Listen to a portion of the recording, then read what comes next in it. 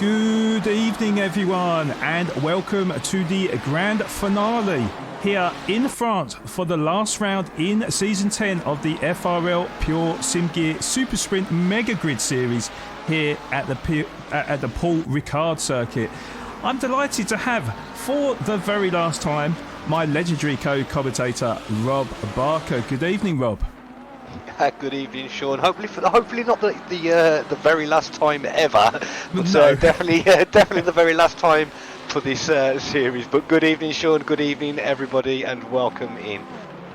Thank you, Rob. Yeah, it's very, very good to have you alongside me because definitely brings a bit of a tear to my eye that this is the last round of what has been an absolute awesome season. There's been so many great battles up and down the grid, a few twists and turns throughout the championship.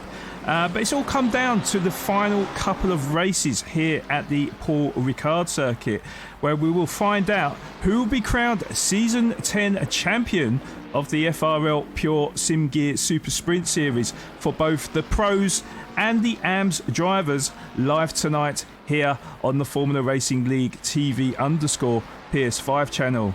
So, Rob, can you give us all the info and details on tonight's grand finale, please? Sure can, Sean. The drivers are just making their way around their last couple of laps in the 60-minute practice session. Qualifying will start probably a little bit later than scheduled, and a bit of a server issue at the beginning, so probably about 5 past the hour, well, maybe a little bit later than that. The qualifying will start 20 minutes qualifying, 10 minutes for the pros, 10 minutes for the AMS. Of course, this is a mixed class race this evening. Race 1 will be a 20-minute sprint. Race 2 will be a 40-minute race. No pit stops are mandated, so but refueling is allowed. They will not need to change any tyres either. 40 points for the victor. Points will be awarded all the way down to P30. Thank you, Rob. So basically, I'm not overly familiar with the circuit, other than it's part of the F1 roster. So it's a good job I've got my co-commentator alongside me, the man with the stats and a bit of history of tonight's race. Can you help me though, Rob? Sure can. So tonight we grace the abrasive asphalt and none other than the Paul Ricard circuit, located in, I can never say this on time, Le Castellet, France, and named after its founder. The track stands out from many of the other circuits for its advanced safety features. Probably not so stand out with the name though, but here you will see excessive runoff areas with varying levels of grip to help slow any wandering cars. And they are officially known as the Paul Ricard Red and the Paul Ricard Blue. Genius. Although it looks like there could be 1,000 iterations of this circuit, they don't actually use that many variants here at Paul Ricard. Tonight we will be using and racing on the 1A version 2 layout, which is pretty much identical to the F1 layout, other than the chicane at Nord through turns 8 and 9. So 13 turns today, 5 to the left, 8 to the right. The 3.5 mile circuit features the Mistral Straight, which is coming in at about just over 1.1 miles long. Plenty of opportunities to overtake here, the straight being one of them, into Busset, DuPont, Bender and La Cassette, also offering a cheeky glimpse for a pass. Right, thank you, Rob. Yeah, hopefully that will help me out a little bit more. But yes, before we get into qualifying, we do need to have a look at the current driver standings for both the pros and the AMS after week 7.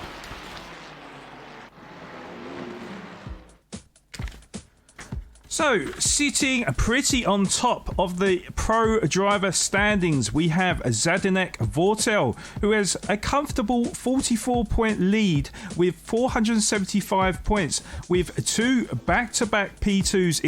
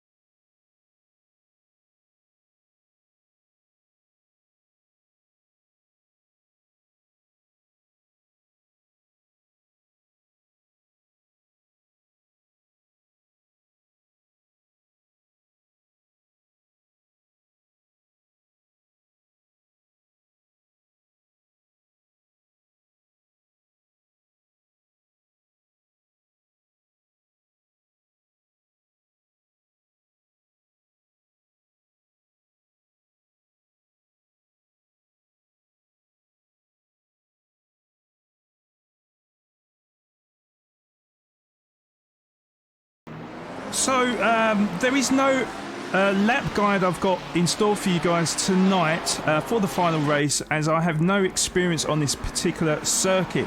So I will have to leave that to the experts to demonstrate, i.e. the drivers on the circuit, both the pros and the AMs. So Rob, how's the weather looking out there on circuit, and any particular driver looking strong out there?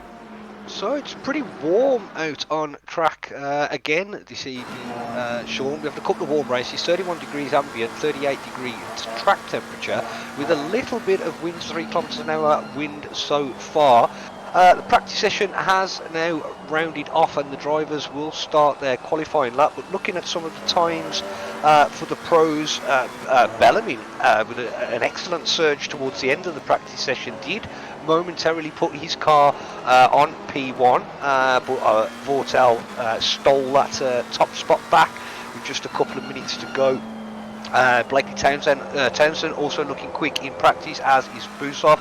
And for the AMs, championship leader seems to be struggling a little bit off the pace, and it was indeed Clayton, who we haven't seen race on the Sunday series thus far, but Clayton took the top spot. Bruno Olmach very quick as well, and also Louis Descartes performing really well in practice, so who knows?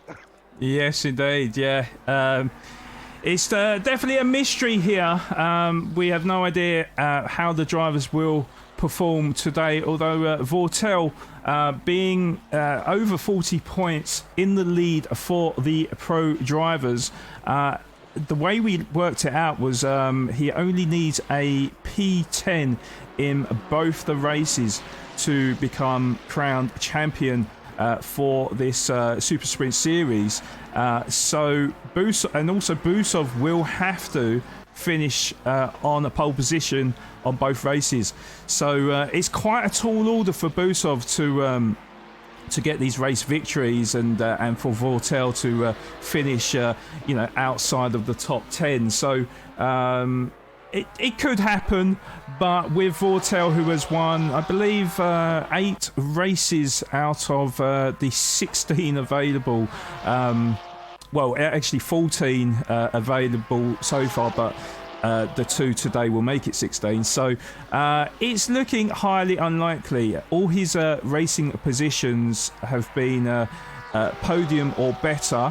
He had 1 week where he got 2 DNFs, but other than that, he has finished at least in the top 3 every race, but most of them coming from the top, getting like I say, 8 race victories. So it's looking like it's Vortel's to lose at the moment. And then, yeah, of course, in the amateurs, it could go either way in the amateurs. But Stuart Robinson in a very commanding position, of course, Rob.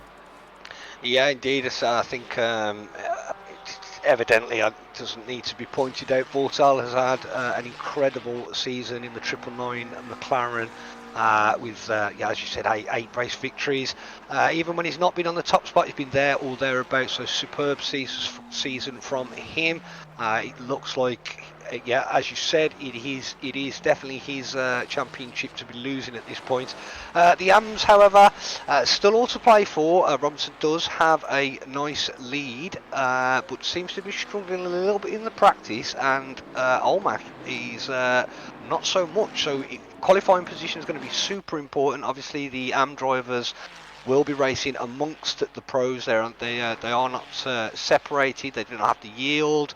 They are very much in the same race. The pros are currently out on their qualifying laps at the minute, so they will get 10 minutes, and then we will see 10 minutes of qualifying for the AMs. Souza with the early pace setting of a 1:55.1, not the quickest we've seen so far. The practice times have been a little bit quicker, but 1 lap down, bank a lap in. It's the way to do it. Over to you, Sean. Thank you, Rob. Thank you. It's just going up and down the field at the moment. Yes, Souza is currently leading the pile with a 1:55.147. Grace up into Peter at the moment, just 2 tenths down on him. Then we got Townsend in P3, just 4 tenths down. So these times are looking pretty close, which is the halfway mark for the qualifying for the pro drivers, because there is 10 minutes for the pros, 10 minutes for the amateurs. So there is 4 minutes left for the pro drivers to get their lap times in, and then they'll go back into the pits with the amateurs out for the final 10 minutes. We have also just seen now that Vortel is up into pole position, so normal service resumed for Vortel.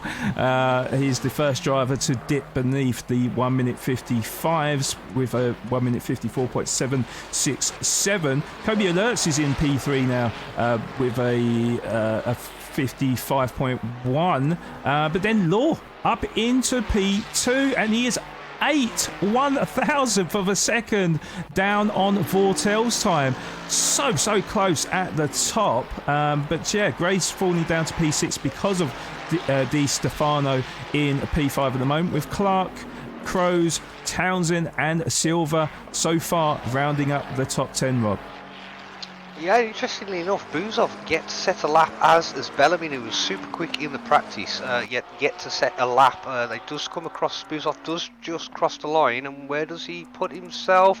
He puts himself pole, Sean, 154.7. Buzov into the commanding position at the minute, just 0.02 of a second off Vortel's time. Law, not too much of a shock from Law. He has shown some absolute pace in some of the races, which he hasn't attended as much as some of the other drivers, but we know there's a quick driver in there, so superb lap from him as we are now making our way towards the end of the pro qualifying session. Obviously they get 10 minutes. If they start a lap, they will be allowed to finish the lap. If they don't get on that lap, I believe that is it for them, and they have to return to the pits, as the AMs can now make their way around at the 10-minute mark. But there's still a couple of drivers yet to set a lap. Bellamy, Harvey, they are out on track, so we will see a time, unless of course they invalidate their own laps. I haven't driven this one too much on ACC, so I'm not quite sure how punishing those track limits can be. We're looking at that exit there from the driver I'm on board with. If that's not a penalty, it doesn't seem that they are too harsh at all. So we shall see, but yeah, 1 minute and 34 seconds remaining as Vortel back in P1, Sean. Yes, indeed. Yeah, I was keeping a close eye on Vortel and Buzov, because that is the battle for the championship for the pros. So yeah, bit of a ding-dong battle between Vortel and Buzov. Of course, if Buzov has got any chance of claiming the championship victory, he will need to finish in front of Vortel, and Vortel will have to have an absolute stinker. Well, so far Vortel is leading Buzov by just over 1.5 tenths of a second, but it looks like we've got a very competitive field out there, with Law in P3 just 2 tenths behind. Grace goes back up into P4, just over 4.5 tenths down, with Souza back in the pits now in the P5. We've got Kobe Alerts P6, Di Stefano in P7, Clark in P8, Townsend also back into the pits as well in P9, and Crows rounding up the top 10. I was kind of expecting Silva to be right up there, to be honest. He's been a man on form. He's claimed 3 victories in the last 4 sprint races. Finds himself outside of that top 10. Big surprise there. And with what will be his last lap, we'll be hoping to. He'll need to. I was going to say he would need to raise another 1.4 seconds to get a great qualifying, but he is back in the pits and he will start from P11. Sorry, Rob. Yeah, I was just going to say, I think with this circuit, looking at the chat earlier, Daz, a regular in the chat and a regular on the FRL grid. I don't think he's racing with us tonight because I do believe he's just got back from holiday. But yeah, I do think that there's quite a few drivers that are not too familiar with Circuit Paul Ricard, so I don't think it's a popular amongst the drivers. I do like the circuit, but I haven't driven it on ACC. I've done plenty of laps in F1. But I haven't driven it on ACC, so yet to have an opinion. But I do feel like it's quite. I think it's a new circuit for a lot of the drivers. It does seem that way. I know I said at the beginning of the program I'm not too familiar with this circuit. It seems like of what the idea I get is that the Paul Ricard circuit not very popular amongst the drivers. Which kind of, in a way, surprises me because there is, two very long straights, and then you've got the sort of the twisty, windy part of the circuit as well in between. So I'm pretty sure that there'll be lots of overtaking opportunities during a lap here at Paul Ricard. Yeah, it does. I do get that impression that they're not a big fan of this circuit, though, Rob. Yeah, indeed. And if you would like to, Sean, if you jump on board with the number 51 car of Knight as he starts his lap, we can do a little bit of a track guide if you wish to. Yes, of course. Yep. Let's go on to drive. So turn 1, Verrier, the left-hander, downhill into the second corner. Turn 2 is the right-hander as they make their way up to the chicane, which is a right, 90-degree right, wrap round to the left, quite a sharp right-hander at Ricard as he enters the corner there. The exit is a big sweeping right-hander at Saint Bumi, and then we get on to the Mistral Straight. 1.1 miles we go. This, obviously, with this layout, it is a dead straight. The Formula 1 will brake about halfway down this straight and do the little chicane section, which we are just coming up to now. I imagine this definitely be an opportunity to overtake as they work their way into the right-hander at Sainz. Double right-hander, or double droite, du Basset, double droite, obviously double right-hander. Tricky corner to get right, if I remember from the F1, and then we end up in Bendor, which is the left-hander into Le Pinguel. French, been practicing my French, this one's a bit easier. It's called Village, the right-hander. Into La Tour, which is the penultimate corner. And then Virage Dupont, the last corner of the circuit, onto the home straight, and we may as well stay on board because this will be the first qualifying lap in the AM as Knight makes his way over in the number 51 Ferrari, and it's a P16 for him, 1.9 seconds off the pole time of a 1:54.5. So time starting to come in as Olmac goes quicker. Indeed he does, and Olmac is the nearest driver to Robinson for the championship, of course. Olmac will need to finish P1 for the amateurs and hope that Robinson has a bit of a stinker here at the Paul Ricard circuit. At the moment, Olmac, yes, in P1.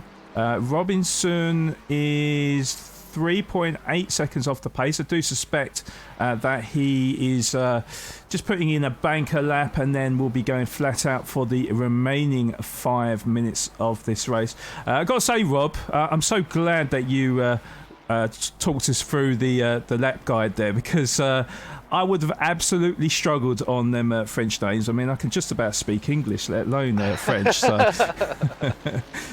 yeah, I've been practicing them all day, and I still managed to get about 3 of them completely and utterly wrong. One of the other problems with Paul Ricard circuit, obviously because of the abrasive runoff areas, every corner looks the same. Yeah, that is very, very true. Yeah, the blue and red lines as well don't help, do they?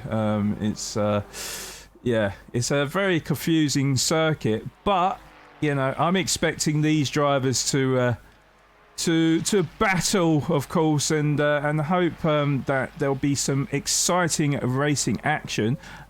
Just getting on board with Moonveg then, because I'm expecting Moonveg to be really quick in the amateurs. So I think he has just about done.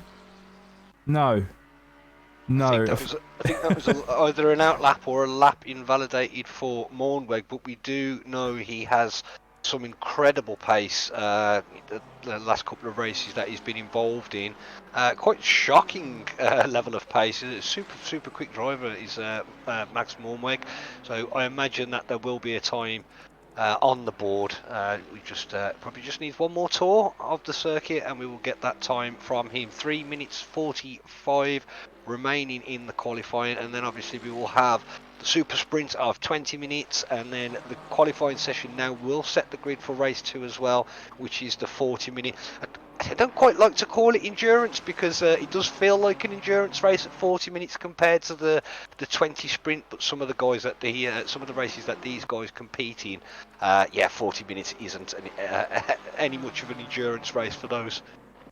No, it's definitely not. It's definitely not, and it does fly by very, very quickly. We have got quite a close battle then between Olmec and Clayton. There is basically 2/100th of a second separating both Olmec and Clayton for the fight for P1 in qualifying. And I've seen in different series the Taco Tuesdays because myself and Luke Taylor do host the Taco Tuesday Tier 2s. And Clayton, very, very competitive driver, although instead of Olmec, it is Moonveg, who were, really setting some times alight, that is why I was focusing on Moonveg a little bit to hope that he can compete with the very best in the AM. So he may be saving his best to last, Rob. Well, I stayed on board with Maximilian Moonweg as you took over the commentary there for a minute. He was doing a reasonably good lap time, but what the issue is at the turn through signs into the double right-hander on exit, he keeps going extremely wide and invalidating the lap. So I don't know if the car is just not quite set up for the track, or whether he's just still finding his feet. But as he makes his way down the Mistral straight, it's the right-hander that he seems to be having a bit of difficulty with. So he's on the straight again. He is not first up the road, but he is first of a pack of drivers with only 1 minute 25 seconds to go. He's not going to get many more goes at this, so he's going to have to get it right at some point, or he will be starting at the back of the grid. Indeed, and we don't want that, of course. Oh yeah, wide again. Yeah, that could be a lap invalidation there again, which will mean he'll have one last opportunity to put a lap time in. Let's have a look at some of the other drivers behind, because we have got Chris Knight just behind. He is currently in P5 for the amateurs. He's currently, what is he? He's 1.3 seconds down on Olmec, that finds himself on pole position.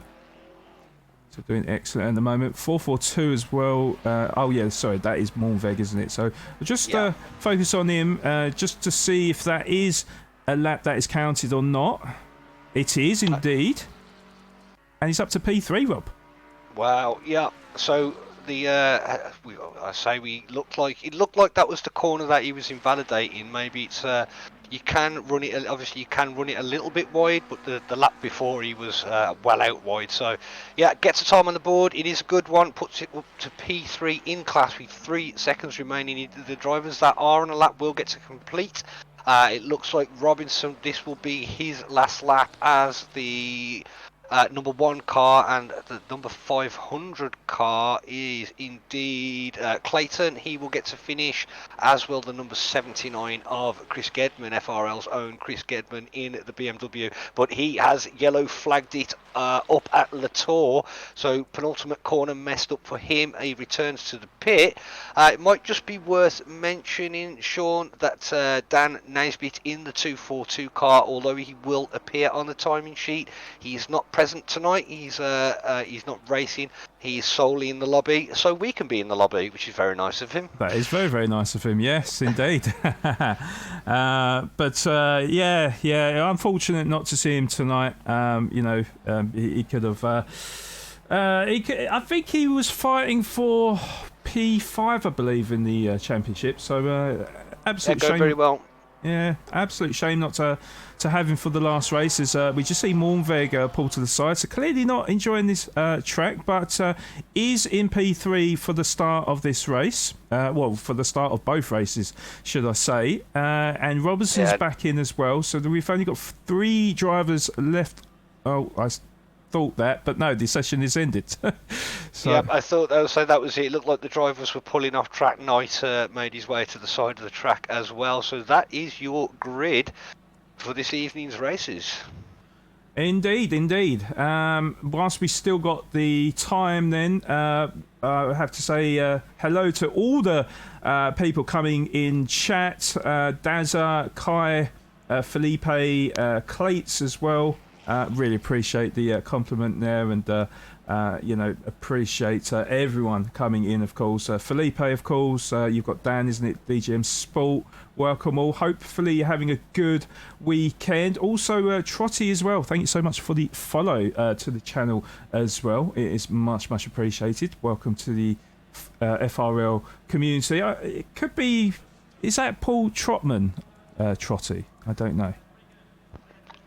Unknown on that one, very possibly. Obviously, Paul Trotman, driver of the 246 Lamborghini. P19 for him this evening, if it is him. But I shall let you get down the grid order, Sean. Yes, I will. Thank you, Rob. So, yes, qualifying on pole position then, we've got Zadnet Vortel. He hits a 1 minute 54.572, which is 1/10 quicker than Di Stefano in P2 in that Ferrari, and he is sandwiched in between Vortel and Busov, of course, in P3, who is a further 1/10 down in P3 with Law in P4. Very, very close times there, with Bellarmine getting a top 5, with Clark in P6, Grace in P7, Souza in P8, Kobe Alerts in P9, Olmac overall in P10, but of course he will be on pole position for the amateurs with that 1 minute 55.235, with Clayton just behind him in P2 and Mornveg securing that top 3 in the amateurs, with Knight in P4, Descartes in P5, Rogers in P6, Robinson in P7. That's actually quite disappointing for the championship leader at the moment, so he will want to rise up the tables throughout the race, through the position, shall I say. Clack in P8 and Cablo P9, Gedman in P10, and then just going through the field, we got Townsend, quite disappointing for him, P12, Crows P13, Friedman in P14, Silver as well, after winning 3 of the last 4 races, quite disappointing for him in P15. And then we've got Molnix in P16, we got Trotman in P19, Descartes in the top 20, and where are we? Harvey in P23, and then Townsend P27, and of course Naisbitt, who couldn't make it today. So that is the order of what will be race 1 and race 2. Back over. Just got some confirmation in the chat. Trotty is indeed in the race, and also Clates is Josh Clayton. So we've got one of the pros and one of the AMs in the chat, which is I must admit it's lovely to see that the drivers do get involved with the broadcast as well as the action down on track. So thank you for stopping by, and thank you for tuning in, dropping some comments, muchly appreciated. Yeah, I second that, and obviously, good luck to both of you in the race as well. We will try to give you as much screen time as possible. But of course, we will try not to miss any action throughout this race. It's going to be a very exciting last round here at the Paul Ricard circuit. And as we mentioned earlier on in the programme, Rob, we get to find out who wins in the pros and the amateur drivers as well. So very exciting stuff. Yeah, still all to play for. Certainly all to play for in the AM category, with Olmec on at P1 in the 82 McLaren, and championship leader of the AMs back down in 22. So not found his feet just yet. It was a little bit off the pace in the practice session, but we know he's a very good driver, and he doesn't need to win it, Sean. He just needs to get a good handful of points, and he will be crowned champion of the AMs. Vortel, P1 for him. It seems to be a regular occurrence that we get to say Vortel is on pole position. Said that rather strangely. De Stefano, P2 there. Very good result for him in the qualifying. Buzov P3. He'll be super happy with that, because Buzov's not out the question yet, Sean. No, he's not. But, realistically, he will need to get 2 race wins today. And, we never want to jinx any drivers or anything like that. But he'll want a big jinx on Vortel to either not finish the race or finish outside of the top 10. As we mentioned in qualifying, Vortel has not finished outside of the top 3 unless he had a DNF, which only happened in one of the rounds of the 8, of course. So every other race that he's been involved in, he has finished P3 or better. So you never know, Rob. You never know what can happen. But drivers are just... Vortel is just leading the cars now for this formation lap.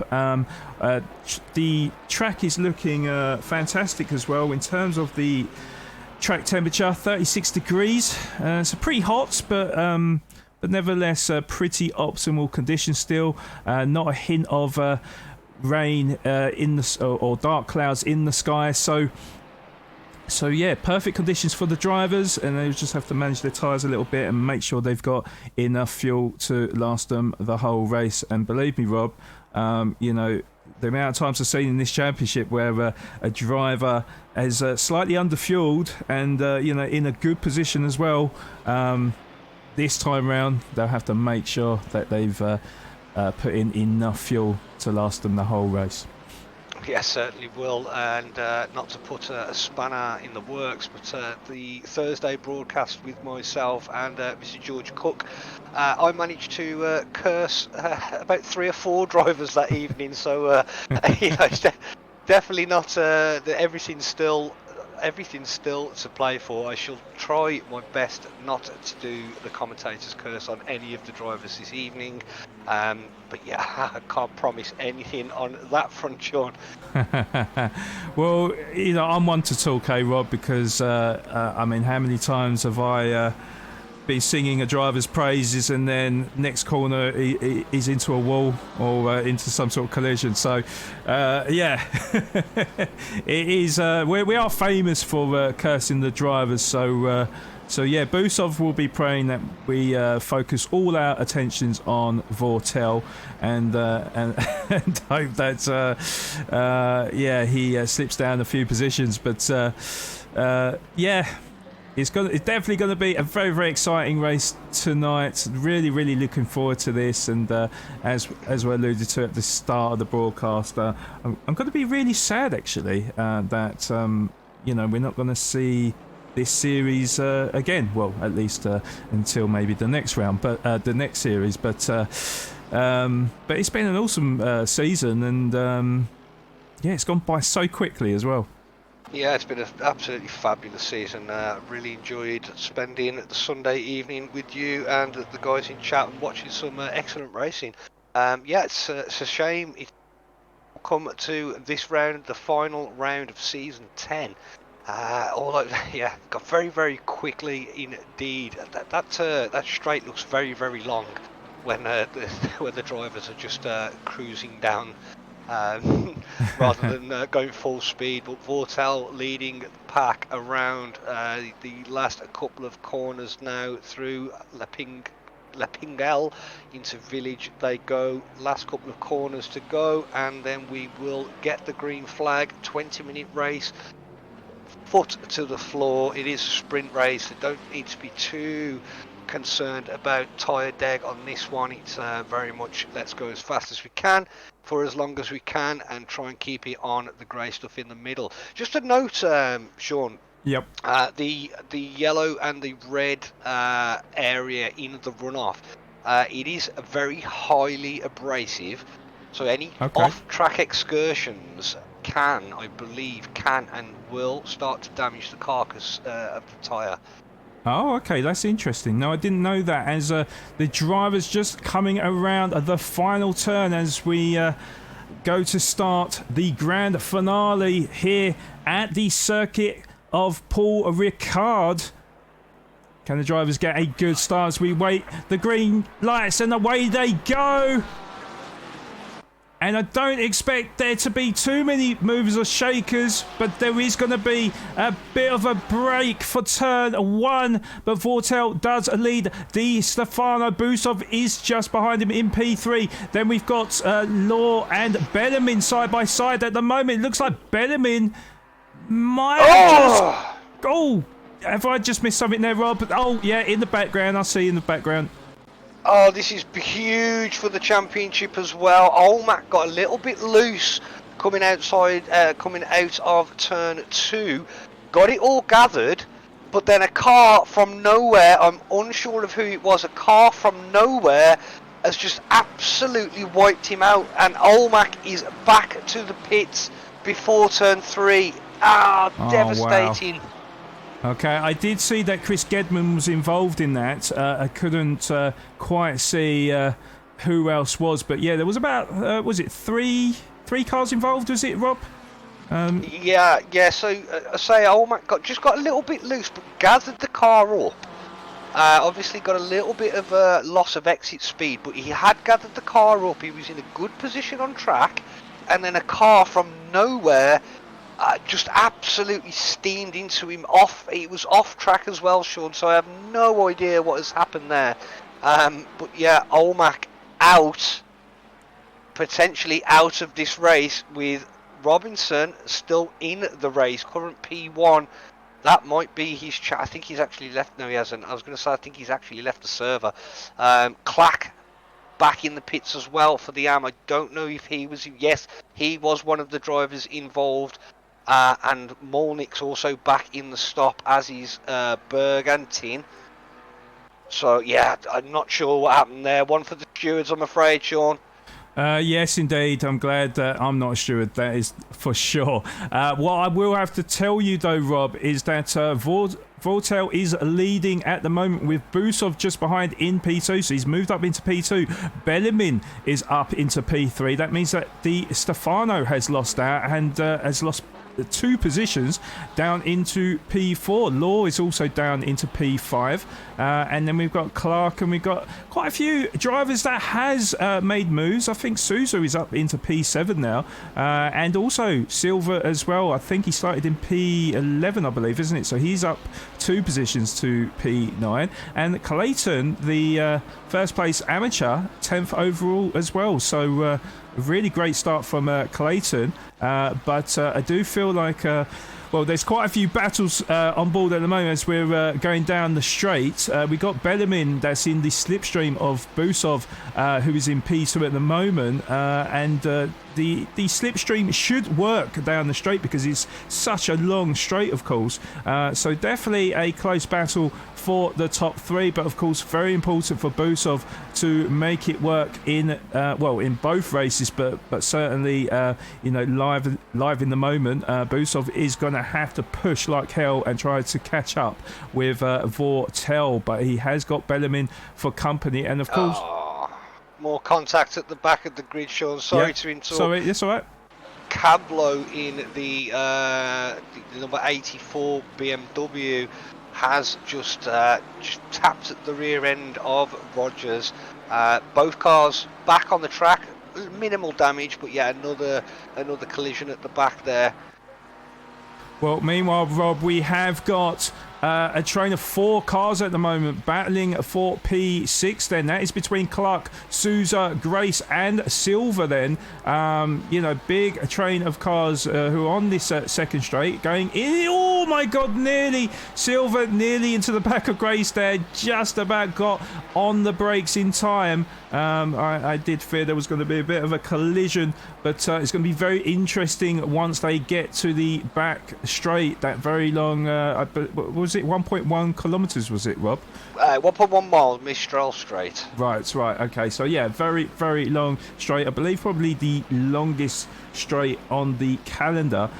So there could be a few moves being made. Also as well, Bellarmine still in the hunt for P2 or even better. He's currently 2 tenths behind Busov and closing all the time as we approach the fast right-hander. Is he going to close in time? Probably not quite, but he is going to put big pressure on Busov, who is trying to apply that pressure. He goes a little bit wide, and Bellarmine up into P2 as a result, and Busov is going to have to come fighting back. But yeah, Bellarmine making the most of that opportunity, moves up into P2, and maybe he can apply some pressure to Busov then, who is just 4 tenths in front of him. Yeah, it's just keeping an eye on the AM battles that are going on. Obviously, super close in that category as well. Robinson now in P4. He's the current championship leader. That will do for now. If he can remain just in that position, he should get enough points to get it done. Clayton having a phenomenal race so far. Obviously, we haven't seen Clayton on the Sunday series thus far. So the debut race, Mornweg is doing what Mornweg does. He's got setting in some excellent lap times so far. P2 currently for him. Louis Descartes in the 205 BMW, P4 for him so far. And yeah, all very tight. We've got a couple of battles going on as somebody just exiting the pits there. I think the number 41. That is Molnix. I don't know if he's just come out the pits or he's just had an off there for the pro drivers. But yeah, super. It's very close, and it's still all to play for. Indeed, Rob, and yeah, I was kind of focusing on the race lead. I did try to scour through the grid, of course, but Busov has retaken that P2 away from Bellarmine. Look how close they are as they go up the straight. Bellarmine all over the back of Busov, and Busov drawing alongside Vortel as well. So when I say a 3-way battle for the lead, I really mean it. And Busov's going to run a little bit wide, and Bellarmine's going to try up the inside of Vortel. Doesn't quite make that work. However, he will move into P2 ahead of Busov. Di Stefano in the Ferrari there. Also part of the... Oh my God, very, very close. I thought Bellarmine was going to go into the back of Vortel there. But yeah, Di Stefano has joined the party with Craig Law as well. So a 5-way battle for the lead here. And of course, yeah, Vortel withstanding the pressure at the moment, but there is 4 other drivers vying for the race lead as Di Stefano comes out of the final corner a little bit wide. That's going to lose him a little bit of time. Maybe Law can pounce on him before we get into the next turn, but this is really, really exciting here, Rob. Yeah, super close battle up front. Just what we want to see on the season finale. A bit of a side-by-side, wheel-to-wheel action. As long as we can keep it clean and on the track, it's exactly what we want to see. As Law pops in the fastest lap of the race at the moment, currently sat in P5, but very much in touch with this group in front. He's got a couple of seconds, 3 seconds to the good over Clark in P6, but yeah, Law must be rubbing his hands right now because the battle is heating up at the top. Indeed it is, Rob. Indeed it is. Yeah, barely a second covering Vortel and Busov in P3. Di Stefano, if I can say his name right, you know, dropping back a little bit from Busov and Law, who is a little bit behind as well. But if the top 3 keep battling, they'll be drawn into this fight, of course. So just going down the long straight, Bellarmine very, very close to the back of Vortel. He's not going to go for the move at the moment, no. He's going to bide his time. Busov also patiently waiting behind him as well as Bellarmine. Bellarmine. A little bit of contact between him and Vortel. Tried to send one on the inside, and it's good sportsmanship actually because he did pull out of it. But Bellarmine looking very, very competitive at this stage. Vortel is just defending for his life, to be honest. But yeah, of course, Busov just behind. And as I mentioned earlier, we have also got Di Stefano battling away as Busov went a little bit deep on the brakes. They're going to be side by side as we come around the final corner. Busov just about defends that P3 away from Di Stefano, but he's going to be under immense pressure now as we go across the start-finish line to start lap 6. And also Law also in tow in this battle, so you know, one mistake, Rob, and drivers looking to take advantage as we approach halfway into race 1 already, Rob. Yeah, halfway through the race done, and yeah, Busov's very lucky to have the inside in Virage du Pont there in the last corner, because Stefano had got a much better run. Obviously tried at the inside in the previous corner, almost got the move done, but then that did force him to the outside, giving Busov the inside to the last corner, and a good exit from him kept him in P3 for now. But yeah, the 10 minutes to go, 9.5 minutes to go. This race is certainly not over, and these front 5 have cleared off, and they are having an immense battle at the top there. Unbelievable stuff. Indeed, Rob, indeed. This is what we wanted to say. This is why the punters pay the big bucks, of course. And yeah, this is absolutely fantastic to see in the first of the sprint races, which is the 20-minute race, of course. And yeah, this looks like it's going to go right to the wire, Rob. Yeah, this one's going to go to the last lap of the race for sure. Law now just 4 tenths, probably less than that, behind Di Stefano in P4. All very close. Vortel opening up a little bit of a gap, not too much. Bellarmine keeping very much in touch as they make their way round the last corner once again. 5 laps completed. On to the 6th lap they go. 8 minutes and 25 seconds remain of this race. Stefano dropped back a little bit this time round, so a little bit of clear air for Busov to get his head down, get back into a rhythm, close up the gap to Bellarmine and go again. The problem when you get into battles like this, Sean, you've got to pick that sweet spot of, do I attack or do I offend? Because if the or defend, because if the attack, not offend, that's not an option. You can do that as well.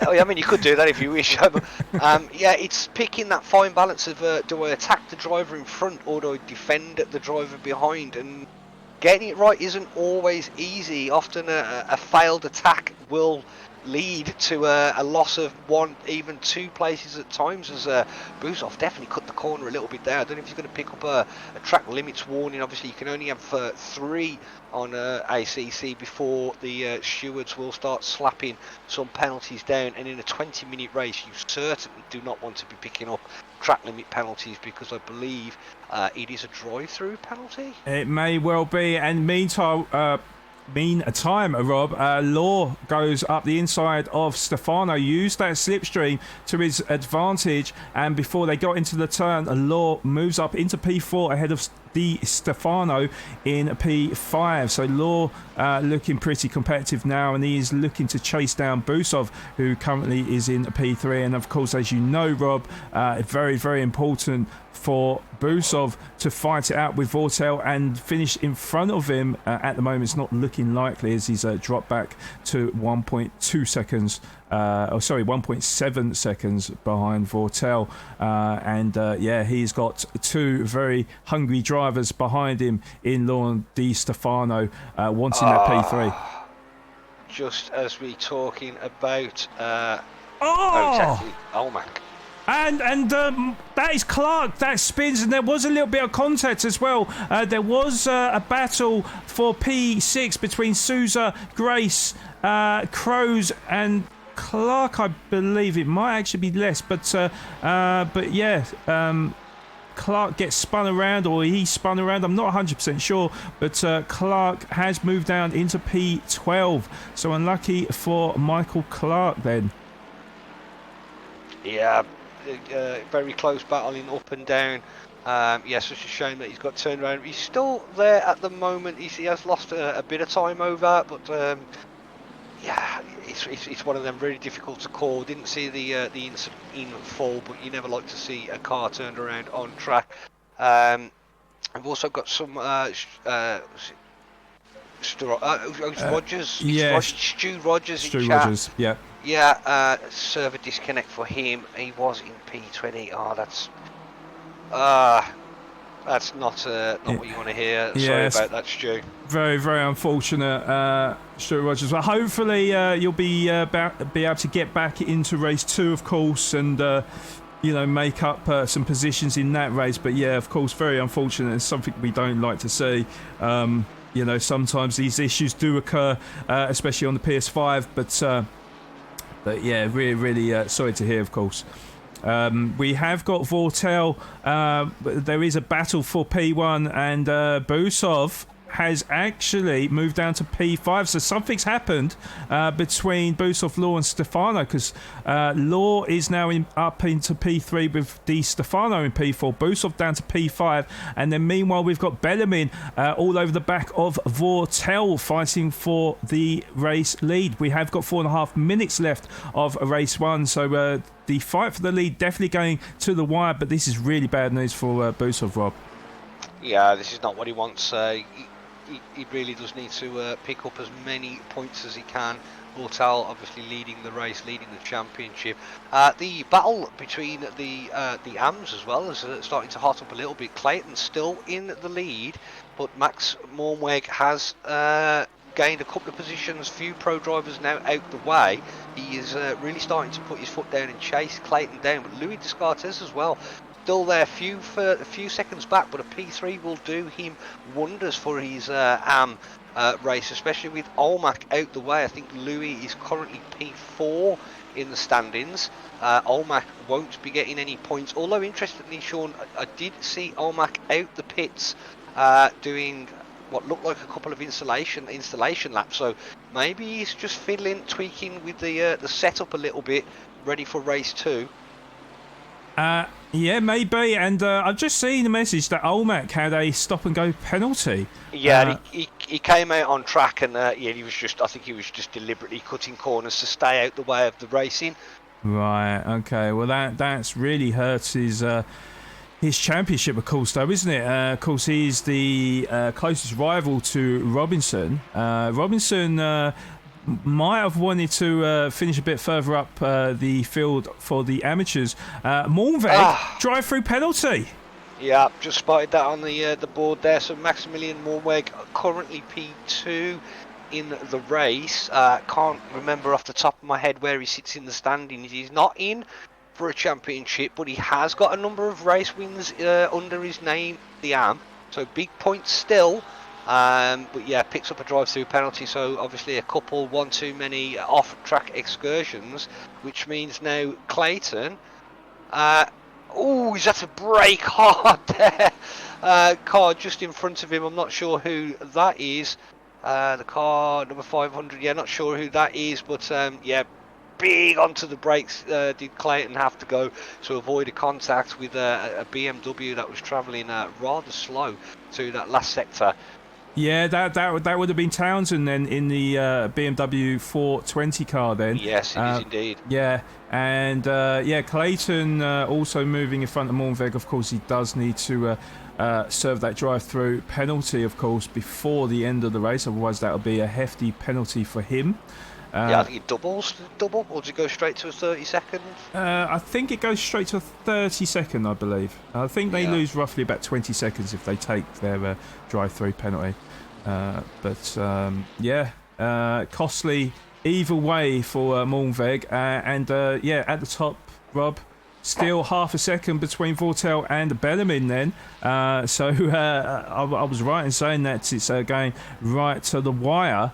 Busov, however, still in P5. He is 2 tenths behind Di Stefano, who has lost ground to Law. Law is currently sort of sandwiched between Bellarmine and Di Stefano. 2.4 seconds from Bellarmine and 2.2 seconds ahead of Di Stefano. Silva, I think, isn't that him going wide? That is the McLaren driver, isn't it? And that is Grace. That is just in front of him. However, still very close and in tow of Grace as we... it's the last lap of the race now. So... yeah, the leader just coming across the line then to start the final lap of the race. So definitely a fight for P7 going on here, and anything can happen between them two drivers. But of course, the same goes with Vortel and Bellarmine. But Vortel has been looking great all race. He's been leading pretty much from lap 1, of course.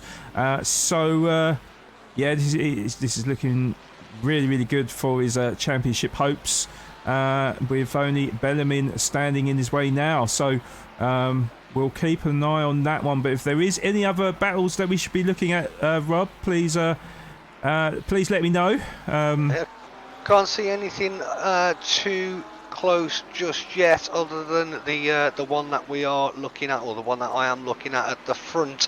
The Vortel still in front, Bellarmine a few tenths of a second back, half a second back. Law still the fastest guy on track, but Bellarmine is not giving this up. He's pushing every corner to get back in touch with Vortel. He wants this race win. Don't think he's going to have enough time to get there, but he has raced incredibly well this race, and he has pushed Vortel right the way to the end, and not many drivers can say that this season. No, exactly. Well, we knew that Bellarmine had the pace because in the early rounds, of course, he got a race win, didn't he? And, he was sort of provisionally leading the championship. But, yes, Vortel, of course, has been fantastic throughout the season, and Vortel will win race 1 of the Super Sprint Series here at Circuit Paul Ricard. Round 8, that is, of course. I forgot what round that was then. With Bellarmine in P2 and Law getting a podium. P3 for him. Di Stefano P4. Busov P5 for him, and quite disappointing for him. Souza up into P6 with Grace P7. Silva gets P8 then with Crows P9. Kobe Alerts rounds up the top 10, and then we got Friedman and Townsend, and Clayton comes over the line for first position for the amateurs. Moornweg is his second place, but he's got a 30-second penalty, so I wonder if that will change very, very shortly. We have got Descartes at the moment P3 with Vessels P4 and Robertson P5 for the amateurs, Rob. Yeah, unbelievable stuff. Moornweg opting not to box on the last lap of the race, and did cross the line with that drive-through penalty unserved, so he will pick up 30 seconds on his race time, which will knock him quite far back down the grid, as we see Chris Gedman, FRL's own Chris Gedman, in the 79 BMW. He makes his way towards the line now to take home sixth, I believe, sixth in the AMS. You'll have to confirm that for me after. Cablo crossing the line, P22, P7 in class, and then we have Clark, who's already in the pits. So that is it. Race 1, 20 minutes done. Your race victor, Vortel, Bellarmine and Law in P3. And for the AMS, we have Clayton. I'm going to predict that Louis Descartes will take the P2 spot, and potentially Wessel will take the P3 spot as Mornweg serves his 30-second penalty. Yeah, I'm quite surprised it's not updated, but I would imagine, Descartes would be P2, Vessels would be P3. I think Robinson would be P4, and then I think it's Mornweg in P5 with Gedman in P6. I think that's how it works out, isn't it? Yeah. So yeah, I'm sure that will be confirmed very shortly, but I'm pretty sure, just working at the timings there, I'm pretty sure that is the case. Yes, so Cablo will be then P7, Rogers P8, Olmac P9, Knights P10, and Kalak in the P11. And then just to confirm, Vortel, who gets the victory in race 1 here at the Paul Ricard circuit. Bellarmine gets P2, P3 for Law, Di Stefano with P4, with Busov getting a top 5, which is not quite good enough, unfortunately, for him, with Sousa in P6, Grace in P7, Silver in P8, Crows in P9, and that's it. That's all I can say. Yeah, race 1 all in the bag then. That one is history, and we will move on to the final race of the evening. And unfortunately, Sean, the final race of the season, the Pure Sim Gear Super Sprint Season 10. We have brought 1, 2, 3, 4, 5, 6, 7, 8 fantastic rounds. We started off in Monza, trip up the road to Imola, then over to the UK for Brands Hatch, flight abroad over to the Circuit of the Americas, back to the UK for Donington Park. Obviously a very sustainable race flight, that one. Valencia, then Zolder, and here we are at Paul Ricard in France for the final race of the season. Yes, indeed, Rob. Yes, it's been an absolute fantastic series, I have to say, and it's brought lots of different conditions as well. Of course, with the UK, famous for our rubbish weather. Let's be honest. We had an absolute downpour there, and there was all sorts of chaos in that race. And I think the same happened at Donington. I'm not sure if I'm getting mixed up with the different leagues or not, because of course I host the Taco Tuesdays as well. One of the races had rain. I think they might have got away with it for the Super Sprint Series, but we've been literally everywhere around the globe, and it's just brought some absolute spectacular races, and the same promises to be for race 2 here at Paul Ricard, of course. 40 minutes here, and we want more of the same from the first race, Rob. Oh, we'll have exactly the same. Dazza in chat there. Decent race 1. Absolutely phenomenal race in race 1. Action up and down the grid. I've just had a message ping on the Discord from a good friend of mine. He's in the chat as well, Philippe, asking if anybody can get involved in these FRL races. And indeed you can. You just need to jump into the FRL Discord. Yep. And I believe there is a sign up. Let's just see if this command is in play. I believe it is. It is not, so we'll get that fixed at some point. But yes, Philippe, you just need to get involved in the FRL Discord and get yourself on SimGrid as well. You can register yourself on SimGrid online, and then you are free to race. I was just going to ask you, Rob, are you stuck in the pits at the moment, or is there a countdown? I do seem to be stuck in the pits. You are correct. Okay. Ah, Oh, no, no, no, there we no, go. there we go. All right, spoke too soon. Spoke too soon. Yeah. Yeah, so, welcome to the chat, Will Friedman. Hope you're doing well, buddy. And thank you so much for joining us on the stream, of course. It's been a fantastic race one here at the Paul Ricard circuit. Just awaiting the session to start for race 2, which will be a 40-minute race, of course. But yeah, hope you're doing well, buddy. Also, as well, I've got to say, Rob, because I missed it as well, unless you did call it. But thanks so much to Cameron Davis as well for the follow on the channel as well. I believe Cameron is one of your boys, isn't he, Rob? Oh, yes, we've known Cameron for a couple of years now. Always a fun guy to race. But yeah, thank you for popping along, Cameron, and appreciate the follow as well. Also, I have to welcome in Tom Preset, where I might have just missed your comment there, but if you're still there, mate, welcome, and yeah, hope you're also having a fantastic weekend, and thanks so much for joining us. Will Friedman says, yeah, the race was cool, was not involved in an accident for now, and let's see how race 2 goes. Yes. I mean, if it's anything like the first race, then we're in store for something pretty special, I have to say. Don't you agree, Rob? I hope so. If race 1 is anything to go by, I think that will definitely be the case. Philippe, if you are still around, I have sent you an invite to join the Formula Racing League Discord. So get yourself in there and, yeah, hopefully maybe get to commentate on you racing one of the days. That would be cool, wouldn't it? That would be absolutely awesome. I was just reading what Will just said there as well. He said 40 minutes will absolutely kill the tyres. Yeah, it is very hot out there, although the track temperature has come down slightly from race 1. It was 35 degrees, it is now down to 33 degrees, but that is still piping hot, of course, isn't it, Rob?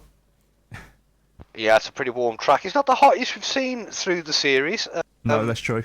I think, was it Valencia that it was like up into the 50s or something? It's absolute driving on lava for that race. Yes. I believe it was Valencia. There was a super hot one. Yeah, I think it was Valencia. Cota was another one as well, wasn't it? That was really high, but not quite as high as Valencia. I think it was in the 40s, I believe. But, you know... Yeah, the drivers have certainly been put through the extremes of racing conditions, from the absolute melting track at Valencia, and then the rain-sodden track at Brands, where it absolutely hammered down for the entirety of the race. Yeah, and that of course caused a lot of drama in the race, and a few surprises as well. And actually, I do remember, I'm pretty sure it was Luke Prentice, wasn't it, that... I believe he didn't qualify for the race, and you know I've always said about these drivers that going for the last to first challenge, well, he was actually pretty close to doing that. Yeah, Prentice was absolutely flying in the wet weather at Brands, fully confident in his car, fully confidence in the setup. And he was absolutely flying. And then I do believe we found out later that he was doing it on a pad. I know. Unbelievable, eh? Alien technology, I think, Rob. I can't even do that on a wheel, and I've got a good wheel at that as well. So, that is why I'm commentator and not out there on circuit, Rob. Yeah, I'm certainly not fast enough to mix it up with these boys yet. I'm still about 2 or 3. Even more in some cases up the pace. I know you're significantly quicker than I am as well on ACC, but it is a game where you really need to understand the setup of the car. The stock setups won't give you lap blistering times, that's for sure. But yeah, these drivers are some of the best that I've certainly had the pleasure of watching on track. Some incredible racing up and down the grid. Yes. So Vortel. Yeah, sorry, mate. Yeah, I was just going to say Vortel just leading the pack around down the Mistral Straight for the second time this evening, and we are about to start the 40-minute race number 2. We've already had Will in chat saying that the tyres are not going to make it, so this could get quite interesting towards the end of this race. Well, you know, I've always thought that Will was the king at saving his tyres. So if he's saying that, then the drivers will have absolutely no chance, and we'll see a lot of drama towards the back end of this race, which I say, bring it on, Rob.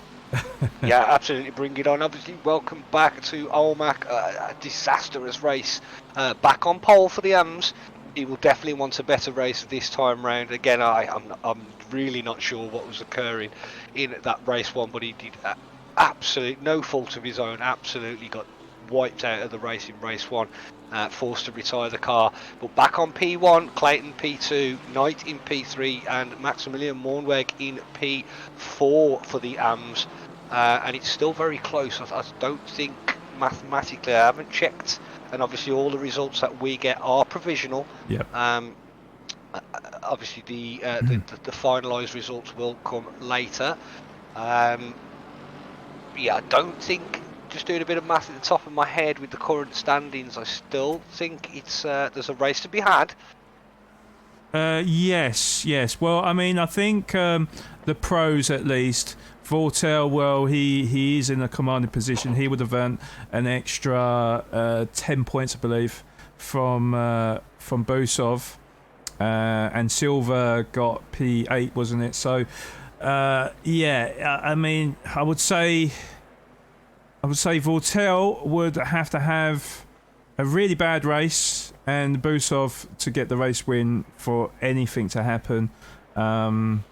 And then, yeah, for the amateurs, yeah, maybe looking a little bit closer, but still Robinson with, a very commanding lead. So drivers are just coming around the final corner then. So we got Vortel and Stefano on row 1 with Busov, Law on row 2 and Bellarmine and Grace on row 3 as we await the lights to start the final race of season 10 of the FRL Pure Sim Gear Super Sprint Series, and Vortel gets an amazing start ahead of Busov.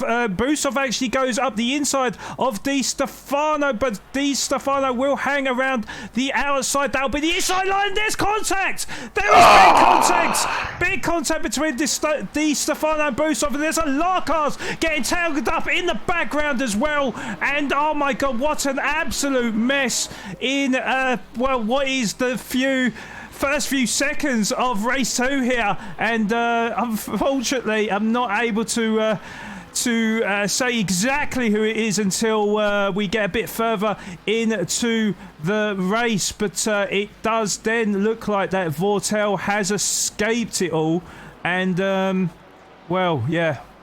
Absolute disaster there, Sean. Crowes out, Friedman out, Silva out. Who else? Naisby out, and the biggest loser of all of those is obviously. Oh, hang on. Oh, sorry. My leaderboard was all sorts of messed up. Yeah, same messed here. up there. We're just waiting for it to update. But Busov is 100% out. Car got absolutely clattered there. It did look like, I'm not going to say this is exactly what happened. I shall leave it to the stewards. Stewards to decide, but it looked like Busov got the run on the outside and then got a tiny tap on the rear right quarter of his car, which sent his car around, and then obviously the pack then just drove into an absolute train wreck of a car. So it's looking like Busov out, Kyle Lurtz out, Crowes out, Silva out, Molnick's out, and oh no, Naisby isn't racing, unfortunately. He's just here so we can be here. Yes. Indeed. Yeah, absolute disaster for the drivers you just mentioned there, and in particular Busov as well. That is it for his championship, and a very sorry end to his championship as well. We never want to see something like that, but yeah, unfortunately that has happened to Busov, and Vortel now he can just cruise now, can't he? We've got Grace in P2. Sousa went very deep into the corner as well, and I mean, he missed his braking zone there, and luckily that this is quite a wide circuit and wasn't in the path of Grace, but yeah, it could have been a lot worse. Bellarmine is in P4 as well, and he is just in front of Clayton, who is of course, in the amateurs, of course, winning for the amateurs, but finds himself 5th overall. Unbelievable, with Knight in P2 for the amateurs, but 6th overall, and Descartes also 3rd in the amateurs, and just behind Knight actually, 7th overall. So you can see there's been a lot of movers and shakers, at the start of this race 2 here, because of the pandemonium of the collisions that we saw a minute or two ago. So it's really thrown this race on its head, Rob. Yeah, I was just looking there. Olmec did seem to get through all of that, the earlier collision on the first lap on the exit of turn 2. But for some reason, Sean, he has found himself now back in P14, which is P6 overall for the AMs. Robinson just a few places back as well. So I'm not sure what happened to Olmec there. He was on pole. He did look like he got through the majority of that first incident, which has incredibly somehow managed to wipe nearly 8 drivers out of this race. I saw Law back in the pit as well. He is now back on track. Stefano also right back now in P17, having started much further up the grid. It looks like Clack is back there also. Yeah, 1, 2, 3, 4, 5. No, Alerts has come back out again. Nearly 8 drivers tied up in that collision, Sean, and absolute disaster for the not what we want to see. But having said that, Vortel leads, Grace in P2, Souza right behind in P3, Bellarmine few seconds back as Grace tries to pick up a slipstream down the straight. Super fast that Ferrari over the top speed of the McLaren. Does have the slipstream. Probably won't be able to launch any sort of move just yet. Clayton, however, top of the AMs at the minute, P1, Knight just behind, and Louis Descartes in P3. He'll be rubbing his hands.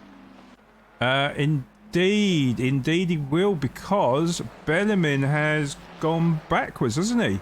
So Bellarmine, am I correct in saying this? Bellarmine is currently sat in P4, P5. I think you're right. I think Clayton might be through. Not sure what's happening there. Is that a back marker? I thought Clayton's gone further. No, maybe you're right, actually. Maybe you're right. I'm just trying to figure out. Is that Malmveg? It might be Malmveg that's between them. I think Bellarmine's just got in front of him. Malmveg. Yeah, that's Malmveg.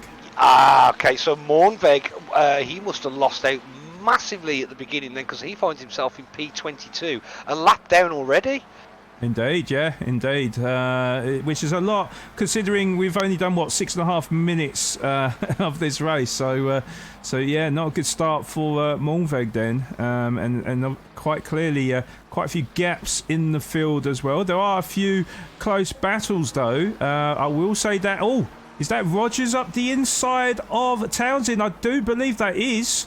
Of course, they're not battling really for position because Townsend is in the pro category, but maybe you could call it bragging rights. Rogers up to 10th overall. Townsend is defending from Harvey, though. That is for position, and Harvey goes up the inside as Townsend goes a little bit wide out of the exit. That does also mean that Olmec went up the inside of Townsend as well. So, again, for bragging rights' sake, Olmec moves up to 12th overall. So, not a good couple of corners for Dazza Townsend, but a long way of the race to go though.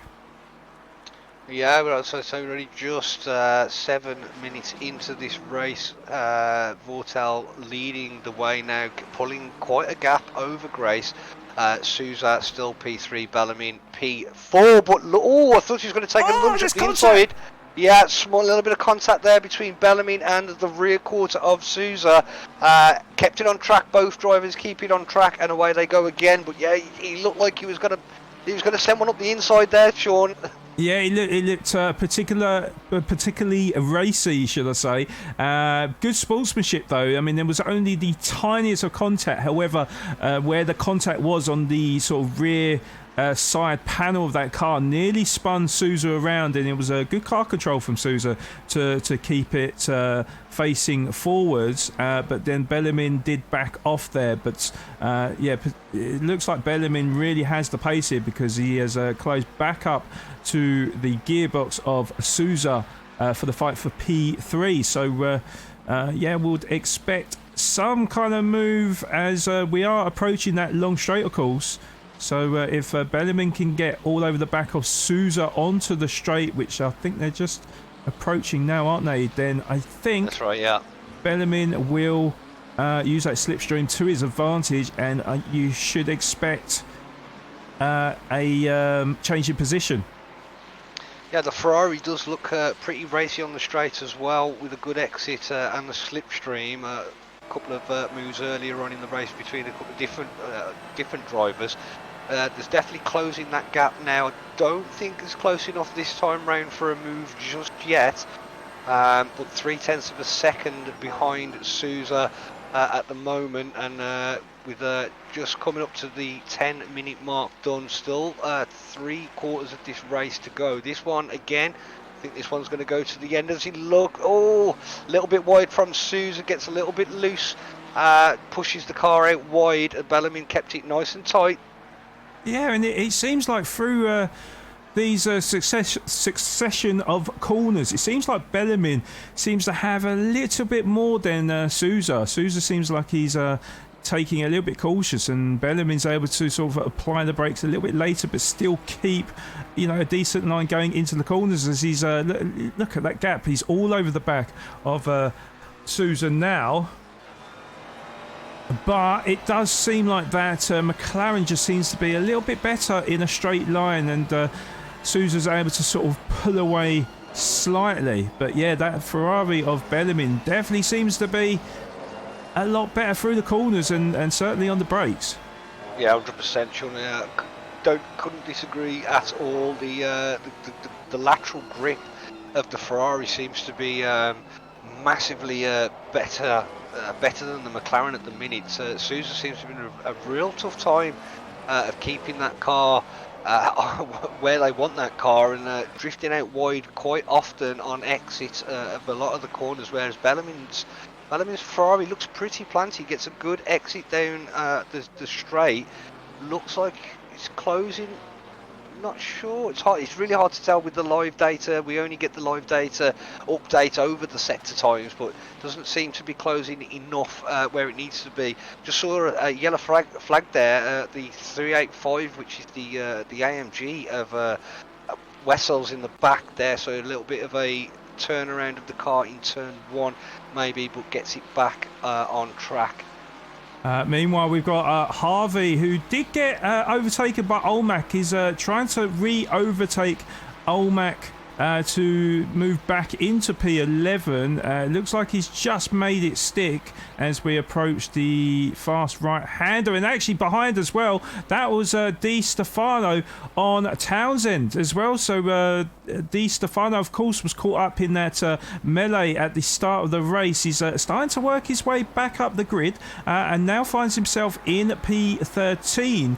So not all is lost for Di Stefano, and certainly looking competitive enough to try to re-grab that top 10 position, as we see a bit of a battle now between Trotman and Bergentin for the fight for P8. Looks like there's about half a second between them. In fact, it's 9/10 of a second.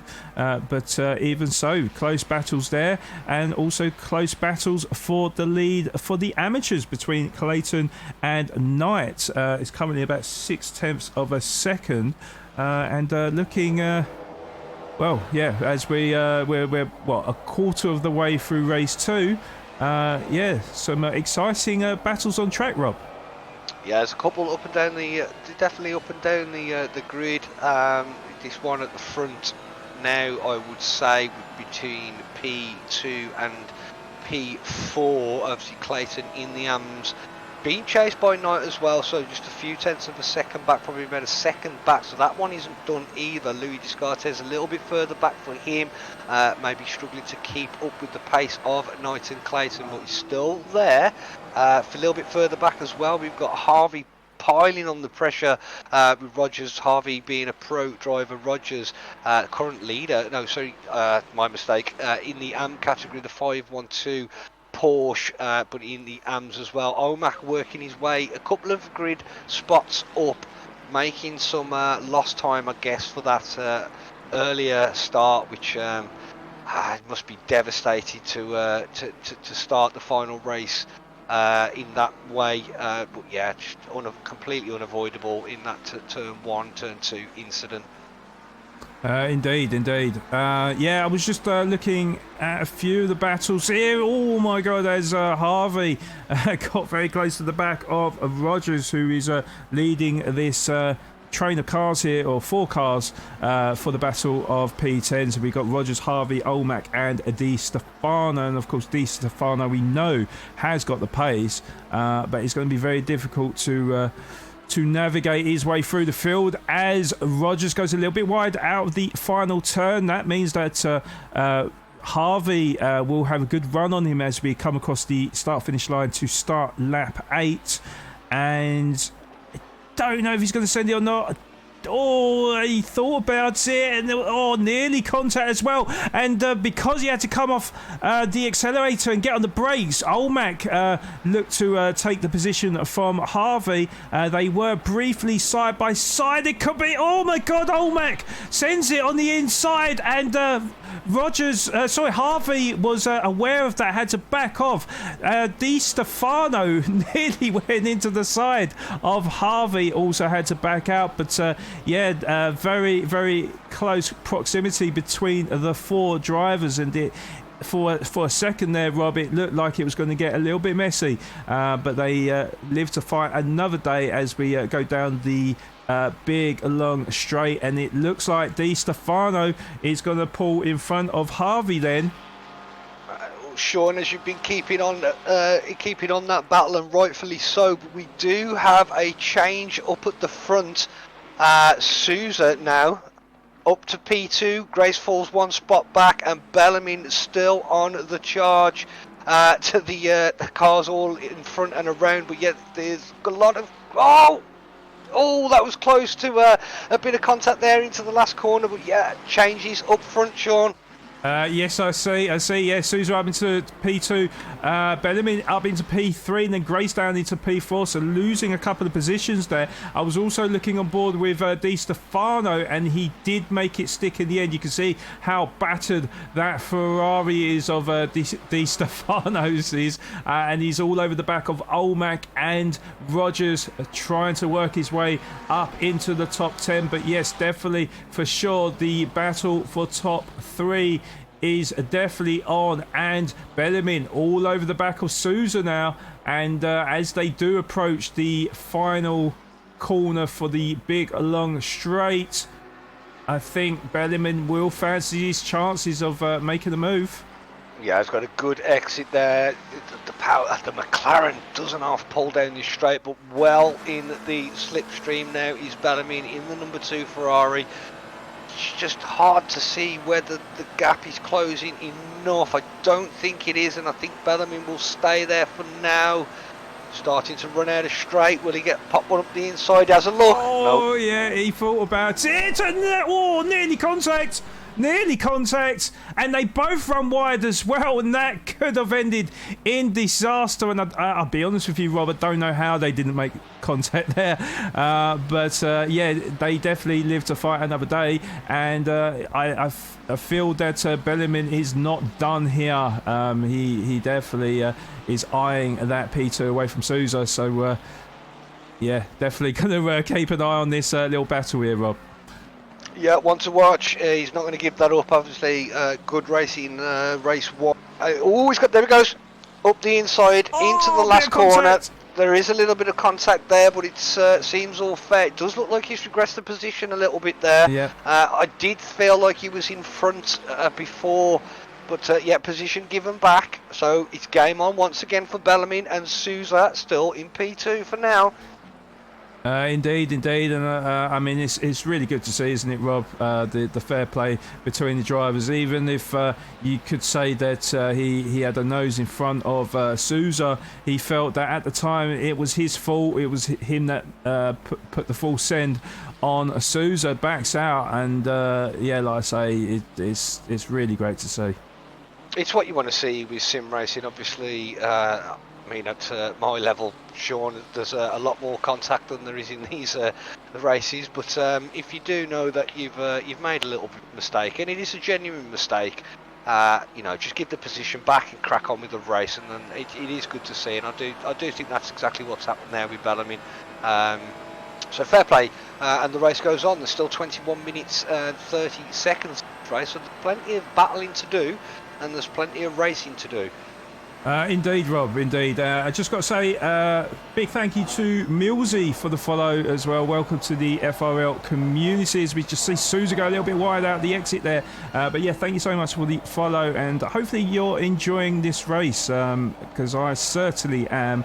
And even though perhaps it has brought an end to the championship, is Bellarmine. He looked to come up the inside of Sousa, and he just backed out the last second there. They are approaching a car about to be lapped as well, so that could make things a little bit more tasty, but he does draw to the side again. That is good to see. Yeah, Sousa, oh my god, I mean, this is such great racing between the pair of them, Rob. Yeah, it's a weird one to see, because I've been watching these two now for a few laps. It looks like Bellarmine's car through Bendall, which is you know, the long, well, it's got quite a sharp left-hander after the double right at the end of the straight. Car looks just to be so much more planted through that section, and it's not an area of the circuit where you would expect to see a lunge up the inside, but Sousa's car just seems to just push wider and wider and wider, and the door just opens up for Bellarmine to stick a nose in as we just tick over the halfway mark. He's much closer this time, Sean. Indeed, yes, indeed. Yeah, he's weaving left and right. And it's honestly the saving grace, and I don't mean it as any pun on Grace behind, but it just seems like that McLaren's just got that extra bit of speed down the straight. I mean, he's got that slipstream, but if anything, he's just going the same speed. He's not really going faster than him, and you know, Bellarmine doesn't feel confident to sling up the inside because perhaps that McLaren will pull away again. So. I second to what you said earlier on, Rob, about you know, Bellarmine perhaps not meaning to actually send it on Sousa, but just seems to have a lot more grip out of the turns. Same spot. Yeah, same spot. particularly in these sharp hairpins and. Yeah, it's like he's not meaning to do it. He's just meaning to get. Oh, he goes up the inside though. Yep, there is a little bit of contact. Was a little bit of contact, but I think all is fair there. And yeah, look, you can see look how much the McLaren pulls in him. So they were side by side, and actually Bellarmine was in front, but Sousa gets back in front. Yeah, it's just the power of the McLaren just seems to be definitely the edge over the Ferrari at Paul Ricard this evening. But Bellarmine's car does look good throughout the corner. He's going to have to get the move done earlier. Maybe pick a different spot. There's a couple of times now he's chose to make a move into DuPont, which is the final corner. He's had a couple of looks at Bendall as well, just a few corners before. I think he's going to have to change his vision of attack. He can't get it done on the straight, so there's no move into signs at the end of the Mistral straight. He's going to have to pick another mode of attack, I think, Sean. I think that's the only way he's going to get this done. Yeah, indeed, and Rogers has just said, "Where's the DRS button?" I know that. I'm pretty sure Bellarmine is thinking that, but he is going up the inside now, and I think he will be able to make this stick, Rob, because he's got the inside line going into this turn. If he doesn't go too wide on the exit, which he doesn't, beautifully done, perfect, beautifully done. Absolutely perfect. If anything, it was Sousa that went a tiny bit wide. And of course, all this battling as well. I was just about to say, all this battling would have brought Grace into the mix, but Grace went wide for some reason. That just looks a bit weird, to be honest. But yeah, Grace went wide out of the exit, and he has lost that gap to Sousa then. We've actually, I think that's a back marker, isn't it? Behind. I thought that might have been Clayton then. Yeah, Clayton's a further about five seconds rearward of Grace at the minute. But I say that 5 seconds rearward of Grace at the minute. That's P5, and that's the top AM driver at the minute is Yes. Clayton. Yes, so please don't think I'm dismissing the fact that 5 seconds, now 4 seconds. Over Grace. That's an absolutely phenomenal race from Clayton, as is Louis Descartes and Knight as well. So we have 3 of the AM drivers within the top 10 of this race right now.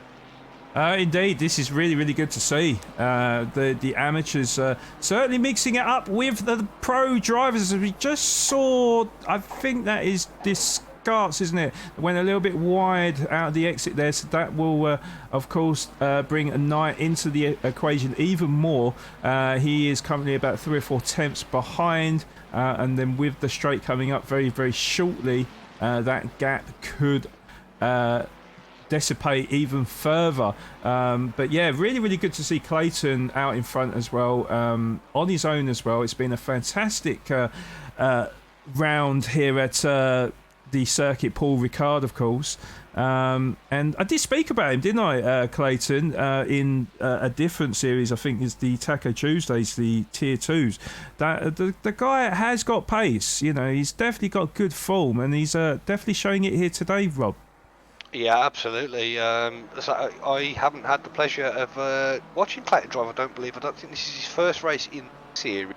But I was watching during the practice session, just trying to get some pre-race notes to see where a few of the drivers are at. The 385, by the way, Sean, in T2. I'm not sure who that is. Wessels again in T2, causing a yellow flag, so that's another car sent round. But yeah, during the practice session, just getting a few pre-race notes. It's like, Clayton, I haven't seen this name before. Let's check out how this driver is. And I was like, very, very impressed with the lap times. I think at one point, he was into the 55s, 54s, so you know, really, really going for it, and yeah, pleasure to see, and fantastic to watch. Indeed, definitely, indeed. Rob, I'm just thinking off the top of my head. I think he was in the last round, Clayton. And yeah, I was trying to find him on the leaderboards earlier. I will just double check, Sean, with in the AM standings to see where he classified. The name didn't ring a bell immediately. The only reason why I say that is because so you know, unfortunately Rob wasn't here last week at Zolder, so I had the honour of Double O Raven or John with me last week, and of course we mentioned about Clayton and Mornveg, who were mixing it up with the pros, like you know, without the crashes. You know, they were just legitimately mixing it up with the pros, both in qualifying and race pace, and of course Clayton came into the conversation. So that's where I'm getting it from, Rob. Oddly, he's not in the standings. Okay, that's weird then. So I don't know whether that's just a clerical error in the backgrounds, but yeah, I couldn't see him on the standing. I want to look up for Clayton, because it'd definitely be a pleasure to have him racing and watching talent like that on the track. He's having a fantastic race so far. Is Clayton P5 for him, and I think it's worth 12 minutes to go, Sean. We need to talk about Vortal. We need to talk about his performance this season. 12 minutes, just over 12 and a half minutes to go. Round 1, P1, P3, double victory in round 2, double victory in round 3. Did not start and it did not finish round 4. Another double victory in P5, round 5. A podium, P2, and a win in round 6, and 2 P2s last week. What an outstanding season this driver has had. Yes, indeed.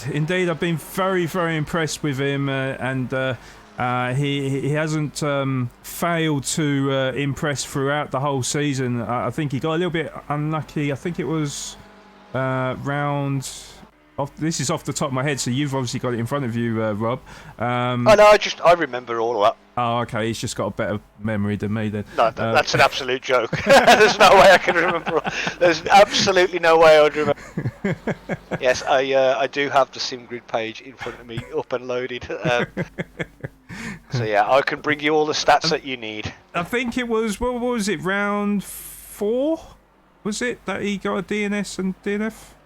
Yeah, round 4 there was a did not start. I attempted race 2 and got a DNF in that one. I cannot remember the exact reasons why.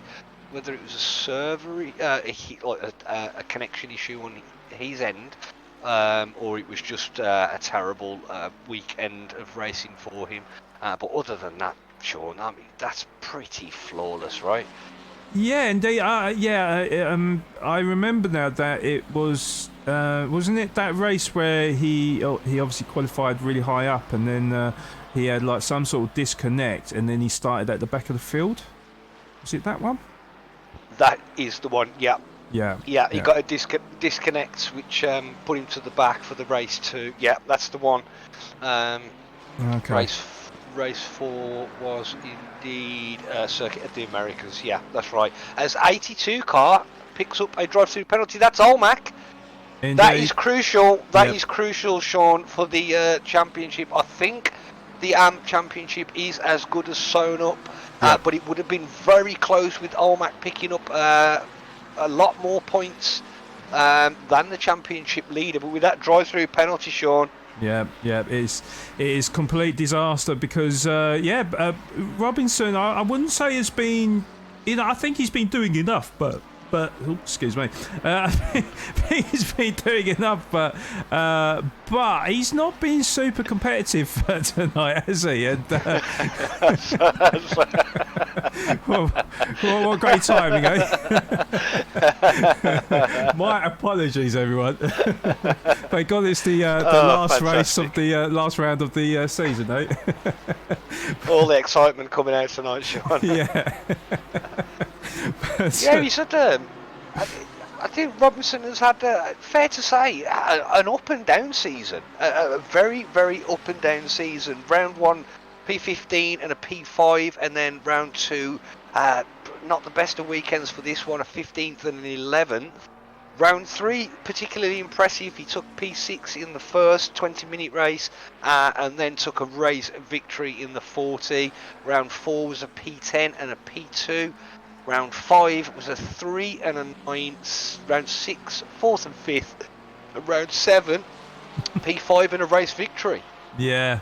Well, this is it. I think, as far as I know with Robinson, it has been a little bit of a topsy-turvy season. However, he has been consistent in the fact that he's turned up for every race. Unfortunately, with Olmac, I think he's missed a couple of rounds, hasn't he? Yeah, he missed. Olmac was missing for round 6, but overall, a very good season for him. Currently, before the evening's racing started, Bruno Olmac, obviously from Portugal, 285 points for him over Robinson. Well, under Robinson, who had 414 points. With that one missed race, really does knock a dent in what you can achieve over the season, and a few of the other drivers in and around P2, P3, all the way down to P6.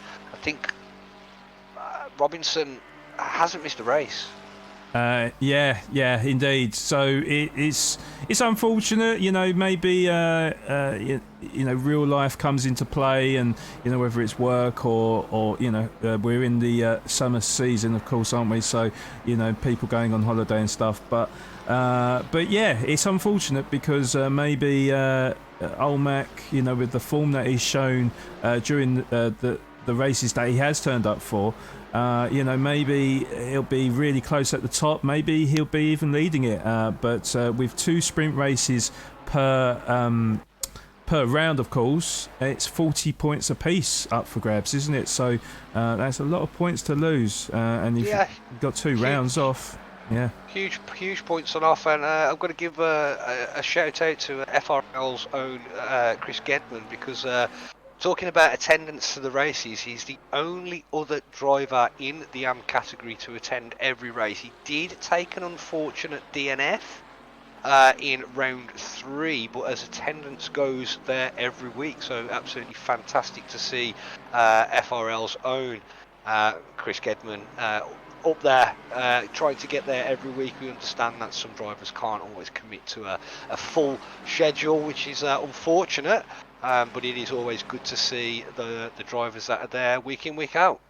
Indeed, and just because I was watching a bit of the onboard racing there, Lord just takes a position on, I think it would have been an amateur driver anyway. That would be Clack. Yeah, so up into P16. He's the fastest man on the circuit right now as well, Rob. He's been one of the fastest drivers on circuit all night. He did take the fastest. I believe he took the fastest lap of the race in race 1. So Law has been on form tonight. Unfortunately, this race got caught up early with that shenanigans in T2 on the exit T2 lap 1, which pushed him right back down the grid. But definitely up there on pace with the top runners, taking potentially 2 fastest laps of the race. We are now down to just over 5.5 minutes of the race. Grace now starting to pile the pressure on the 321 McLaren. And Souza, just looked about to make a move up the inside. Doesn't though, gets it stopped. But yeah, Grace really pushing hard now in the Ferrari in P4. Wants that last podium spot off. Souza, who, I've got to be honest, Sean, seems to be really struggling with the potentially the tyres now as well of that McLaren, understeering a lot through those long spin corners. Yes, indeed. Over the line they go. Yes, indeed, Rob. Yeah, it's well.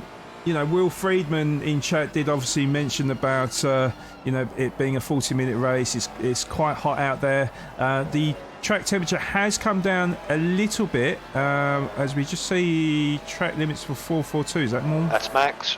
Yeah, okay. So from bad to worse for Moornweg, unfortunately for him. But as alluded to, the track temperature has dropped a few degrees to 30, but that is still really hot, and that the speeds that the drivers will be pushing around this circuit, the tyre degradation is pretty high. So in the closing stages, Will has mentioned that expect the drivers to struggle a little bit on them tyres. So depending on the tyre pressures of what the drivers have set for their cars, will determine which drivers are struggling and which ones aren't. But it seems like Souza is one of the culprits then to that. Wow, a little bit sideways from Grace, wasn't it? Sideways, Grace there. Absolutely love to see it coming through signs there at the bottom of the Mistral straight. Absolutely sideways. Love to see that.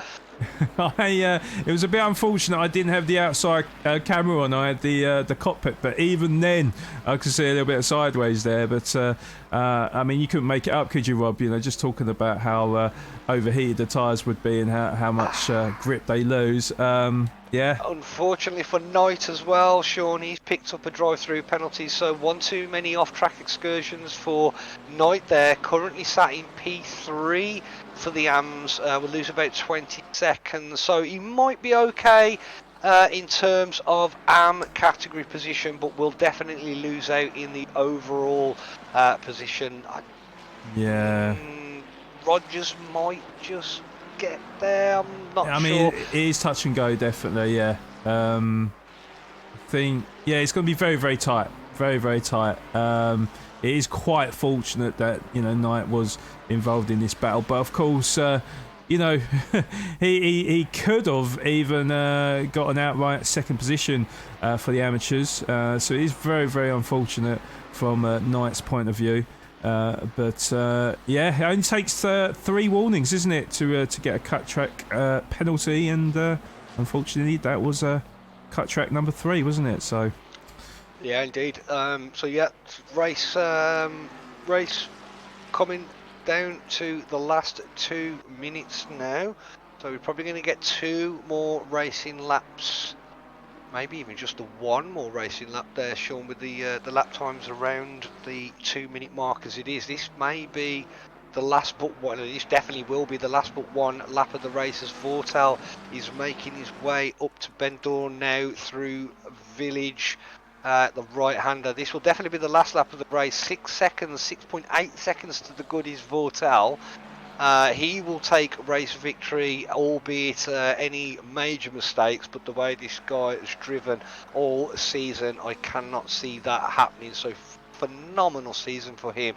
Round the last corner, DuPont for him, making his way up to the line. Sean, this will be the last lap of season 10 for the Pure Sim Gear FRL Racing League. You would like to take us through this last lap with Vortal and bring home the potential, pretty much guaranteed champion?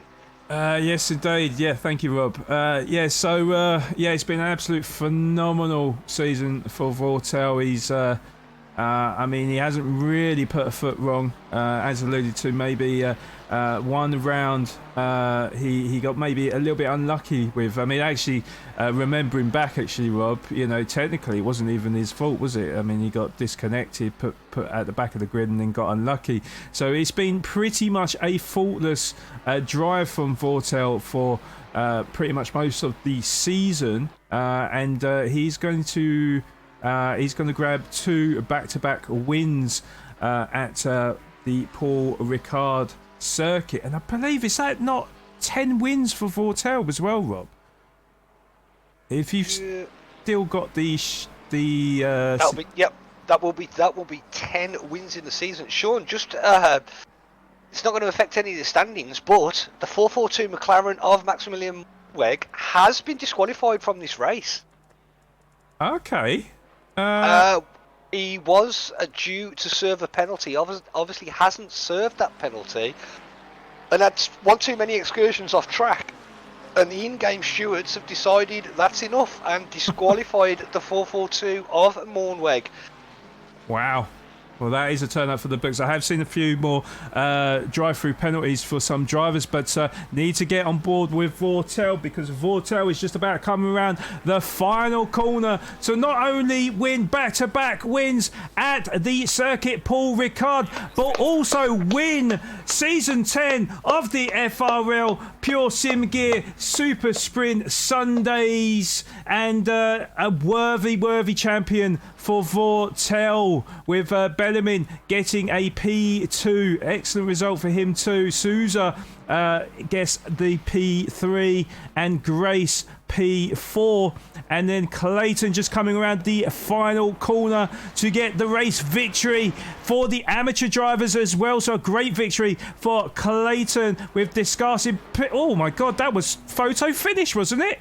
Yeah, but Knight will serve a 30-second penalty there as well, so it will be P2 for Louis. Knight in P3, but will lose some time. I'm not sure he will lose a position. It's going to be very close, because Rogers Trotman's just crossed the line there in the Lamborghini, as does Harvey, so Rogers about to cross the line now. Depending on that time, might nick that podium spot in the AMS. Cablo, Wessel and Robinson a lap down. They have finished the race. Rogers crosses the line. Townsend will be next to cross the line in the number 9 BMW. Coming round DuPont now, last corner of the circuit. And that is about it. Law just behind as well. Yep, Law round the final corner, and Townsend Blakely Townsend in the 420 BMW, P15 for him overall. Yes, indeed. So it looked like a lot of the drivers that had the drive-through penalties. Actually, Olmac's coming in now, but I think he still gets the 30 seconds anyway, because it is the last lap. But yeah, Knight gets the 30 seconds, Bergentin gets the 30 seconds, Olmac, of course, 30 seconds for him. Cablo, yeah, there you go. Olmac, 30 seconds, Cablo, 30 seconds. So yeah, sad to see, but yeah, of course, is the final race of the championship. So you can't really blame the drivers there, of course. But yeah, congratulations to Clayton for the race win for the amateurs. P2 for Descartes, and Knight I think is confirmed as P3. I think, Rob. Yeah, it does appear. Yeah, I think so. So Knight does take the P3 there in the AMS. Rogers will come home in P4. Olmac in P5. Clack 6. Wessel 7th. Robinson in 8th. And Gedman in 9th. Indeed. So yeah, what an absolute fantastic last round here at the Paul Ricard circuit, and just a fantastic season in general, Rob. It's been an absolute pleasure. But yeah, Rob, what is your what is your thoughts of this race, and who would you say is the driver of the day as well? Again, the driver of the day one's always a really difficult one to call, and I think it'd be very, very easy to give it to Vortal, and I think he will get your vote if I'm not mistaken. Yeah. I have absolutely got really invested with the AMS this season. I really, really have. It's been a super close battle in the AMS, and I'm really looking forward to seeing some of these AM drivers get promoted, because they are well within their rights to be driving up with the pros right now, and I think it's only a matter of time. But Clayton for me, Sean, absolutely phenomenal in the AMS. P5 overall in that second race. He will get my driver of the day. Fantastic. Yeah, I mean, yeah, definitely Vortel for me for the pros. And you know, it's been pretty inspirational, isn't it? Let's be honest. Actually, that is a good point in chat. Stu Rogers, what a drive. P29 to P10, fourth. No, has he gone third? No, fourth overall in the AMS. That is a phenomenal drive. Oh, I can't take it back now, can I? Can I give two? Can I just give them all one? Well, now you've brought it to my attention, Rogers, I'll give you driver of the day for the amateurs. We've also got to give driver of the season, haven't we? As well. You know, obviously, yeah. I mean, obviously, for me, the standout is Vortel. Yeah. You know. No questions there, Sean. Vortal has been absolutely outstanding all season. 10 race victories in season 10. I think anybody that would argue driver of the season there would be a difficult argument to have. Yeah, and I think the chat will agree with us as well. I mean, it is, I've never seen a more worthy champion than Vortel. You know, he's really just dominated from start to finish. It did look like there were signs from Tom Bellarmine, wasn't it, at the start of the season? He looked pretty dominant at the start, but apart from that first round, Vortel has just been unstoppable. Yeah, and don't forget, chat, our driver of the day. It won't get you any extra points. It is just our opinion. But I've enjoyed watching all of the guys drive in both categories. I think the pro category has been superb. I think the AM category has been absolutely incredible. Battles up and down the grid, and it's a shame it's come to an end, Sean, because I want to do it all again next week. Yeah, I know. It's definitely going to be a huge blot in our calendar, that is for sure. You know, I have no idea when the next season is. It might be sooner than we think, but yeah, it's been an absolute pleasure to commentate on for a fantastic race series, and we've seen so many awesome battles throughout the season. We mentioned this earlier as well. There was a lot of difficult driving conditions for the drivers as well. We've had like the sort of cold weather, or the cold rainy part of the calendar, of course, at Brands Hatch. And off the top of my head, I don't think it happened for the Super Sprint Series at Donington. I think I might have been getting mixed up with the Taco Tuesdays. But we've had some extremely wet conditions to extremely hot conditions where the tyres lasted about 2 laps as well. And the drivers were just absolutely phenomenal out there, and really showed a masterclass of how driving should be on ACC, and particularly in the FRL as well. So big credit has to go to the drivers, of course.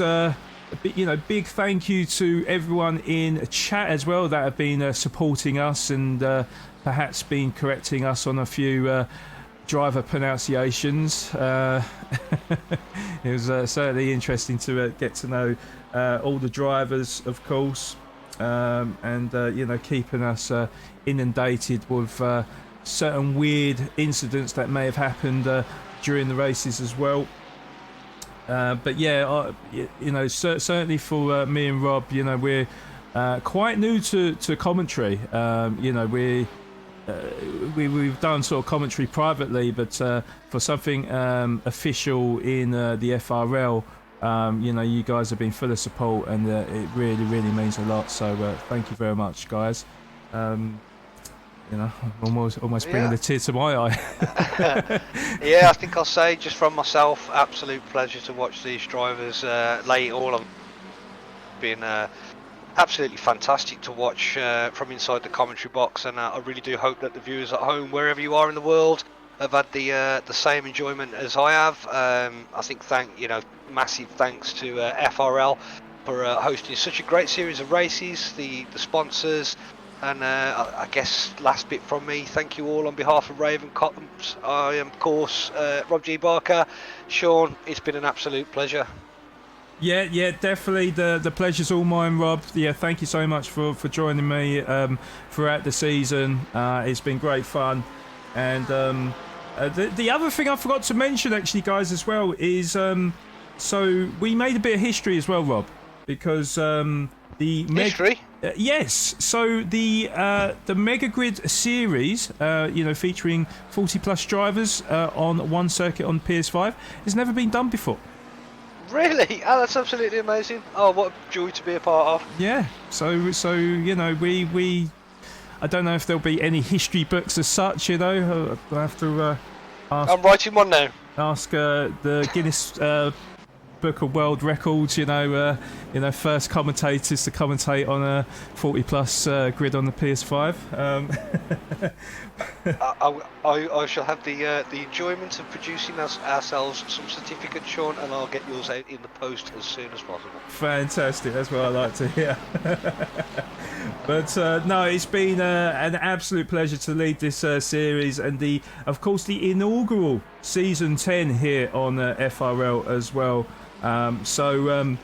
With that said, it's been an honour and a privilege for both myself, Sean Madden, and Rob G. Barker. Also, I never introduced myself as a Twitch streamer, but I am actually called Floor Genius Gaming on Twitch.